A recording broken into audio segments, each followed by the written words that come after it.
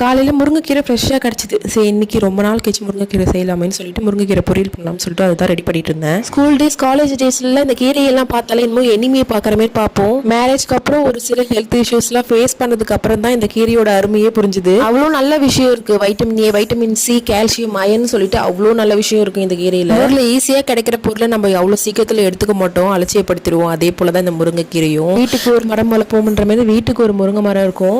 இதோட அருமை பெருமை நமக்கு தெரியல. ஆனா அதுக்கப்புறம் இப்போ முருங்கைக்கீரை கிடைக்கிறதே கஷ்டமா இருக்கு. ஆனா இப்போ தேடி தேடி காசு கொடுத்து வாங்கி சாப்பிட்டுட்டு இருக்கோம். இப்பெல்லாம் முருங்கைக்கீரை எங்க பார்த்தாலும் விட்டுறதே இல்லை. பார்த்த உடனே வாங்கிட்டு வந்துடுறேன். முருங்கைக்கீரைன்னு கிடையாது, எந்த கீரையா இருந்தாலும் வாரத்தில் ஒரு 3 நாளாவது கீரை எடுத்துப்பேன். கீரை செய்யறது ரொம்ப பெரிய விஷயம் கிடையாது. 5 நிமிஷத்துல ரெடி பண்ணிடலாம். கொஞ்சோண்டு எண்ணெயில கடுகு போட்டு தாளிச்சிட்டு வெங்காயம் பச்சை மிளகாய் போட்டு நல்லா வதக்கிட்டு முருங்கைக்கீரை ஆட் பண்ணி கொஞ்சோண்டு உப்பு ஆட் பண்ணிட்டு திரும்ப வெந்துடும். ஒரு 5 நிமிஷத்துலேயே வந்துடும். நல்லா வதங்கினதுக்கு அப்புறமா கொஞ்சமா தேங்காய் துருவி ஆட் பண்ணி சாப்பிட்டு பார்த்தா அவ்வளோ டேஸ்ட்டாக இருக்கும். கண்டிப்பாக வீட்டில் ட்ரை பண்ணி பாருங்க.